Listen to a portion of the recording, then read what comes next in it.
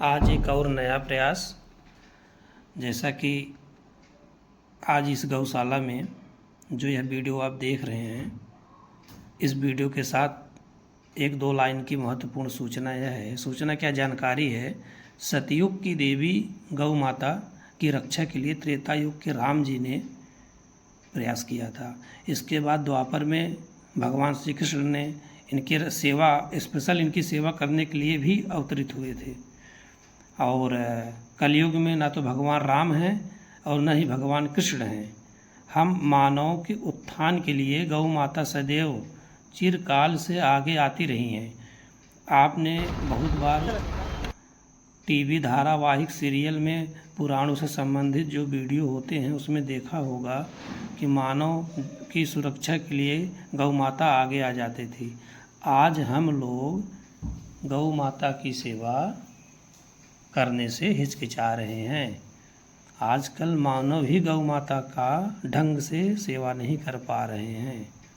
समस्त मानव का जीवों पे दया करना उनका धर्म है, लेकिन गौ सेवा करना कर्तव्य है। गौ सेवा कर्तव्य इसलिए है क्योंकि मानव जाति इस जो आजकल सही और सुचारू रूप से चल रहा है थोड़ा बहुत, वो गौ माता की कृपा से चल रहा है। क्योंकि गौ माता की उपस्थिति से हमारी धरती की उर्वरा शक्ति बढ़ती है और भी प्रकार से पृथ्वी और धरती माता का सेवा जो होता है वो गौ माता के उपस्थिति से ही संभव है। जिस प्रकार हम जब कोई दवा लेते हैं तो हमें एंटीबायोटिक भी खाना पड़ता है। किस लिए खाना पड़ता है? क्योंकि दवा का काम तभी करेगा हमारे बॉडी में जब एंटीबायोटिक। वैसे हम जो अच्छे कार्य करते हैं, हम कुछ भी कार्य करें, लेकिन अगर हम उस कार्य के साथ गौ सेवा नहीं करेंगे तो उस कार्य का जो प्रतिफल है वह ढंग से हमारे और आने वाली पीढ़ियों पर नहीं पड़ेगा। यदि हम चाहते हैं कि हमारे बीच में धर्म बचा रहे, सबसे महत्वपूर्ण बात यह है कि धर्म क्या है। धर्म एक माता का एक बेटी के बीच में जो संबंध होता है, बेटी सदैव आज्ञाकारी रहे, एक पिता का आज्ञाकारी सदैव पुत्र रहे, एक मित्र जो मित्र आपस में धोखाधड़ी कर रहे हैं, धर्म को छोड़ दे रहे हैं, सत्यता को तोड़ दे रहे हैं, जो इसके मित्र के बीच में जो होता है धर्म, पिता पुत्र के बीच में धर्म होता है, एक परिवार के सदस्य का परिवार के कल्याण के लिए कुल के कल्याण के लिए एक धर्म होता है, और एक व्यक्ति का देश के प्रति धर्म होता है। तो हमारा कहने का आशय यह है कि हमारे जीवन में जितने भी संबंध हैं, चाहे हम कार्य कर रहे हैं, चाहे हमारे रक्त संबंधी हैं, सबके बीच में संतुलन बनाने के लिए कुछ नियम और कायदे होते हैं शास्त्र और संतों के अनुसार। उसी को धर्म कहा जाता है। और वह धर्म जो है इस पृथ्वी पर शरीर रूप में गौ के रूप में विद्यमान है। और गौ सेवा जब हम करेंगे तभी हमारे बीच में धर्म सुरक्षित और हमारे बुद्धि में स्थिरता प्रदान करते हुए सकारात्मक भाव पैदा करता रहेगा। हम लोग धनोपार्जन और लौकिक पढ़ाई करते हुए जीवन में धन कमाने की चेष्टा और हर प्रकार का जो हम विकास कर रहे हैं, करते हुए हम गौ सेवा भूल चुके हैं, जिसकी वजह से हमारे बीच में अधर्म आ गया है। कलयुग के प्रभाव से बचना है। बुद्धि पे कलयुग का प्रभाव कम हो या उसके प्रभाव से हमें बचना है तो हमें गौ सेवा करना पड़ेगा।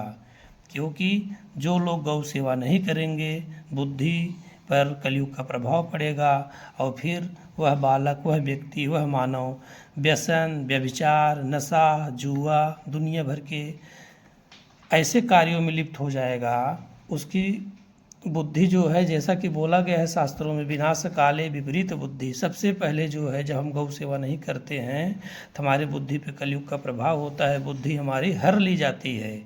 हम अपने बुद्धि को ठीक करने के लिए, अगर हमें लगता है कि हमें सुबह जल्दी उठना है, नियम से 7-8 घंटे पढ़ना है, परिवार में सभी स्नेहजनों के साथ प्रेम संबंध बना करके रहना है, सहनशीलता लाना है, दृढ़ संकल्प लाना है, जो हम अच्छी अच्छी बातें सोचते पढ़ते हैं उसको अपने जीवन में उतारना है, यह करने का जो बल प्रदान होता है वह बल प्रदान गौ सेवा करने से, धार्मिक विचारधारा उत्पन्न होने से, कलयुग का बुद्धि पर प्रभाव न पड़े, तभी यह बल हमको मिल पाएगा। तो हमारा सबसे आग्रह है कि सब अपने जीवन में गौ सेवा के लिए समय दें। बहुत लोग धन देने के लिए तैयार होते हैं, लेकिन ज़्यादा जरूरी है कि आप अपना शारीरिक श्रम दें, अपना खुद समय दें। 1 घंटा 2 घंटा गौ सेवा रुक करके निकालें। 24 घंटे का समय होता है। आप लोग 8 घंटे अपने जीवन में आगे बढ़ने के लिए कार्य करते हैं, लेकिन जीवन में जो हम कार्य कर रहे हैं वो तो 8 घंटे का है, बाकी 16 घंटे हमारे पास बचा हुआ है। उस 16 घंटे में से आप आधा घंटा 1 घंटा गौ सेवा के लिए नित्य सब लोग दीजिए। हम आप लोगों से आग्रह करते हैं कि हमें अपने परिवार का, आने वाली पीढ़ियों का, इस धरती माता का, इस पर्यावरण का भी हमारे ऊपर जिम्मेदारी है कि यह सुरक्षित हो, संरक्षित हो और यह संपदा के रूप में आने वाली पीढ़ियों को निरंतर अनवरत मिलता रहे। इसके लिए हमें गौ सेवा के लिए समय निकालना चाहिए।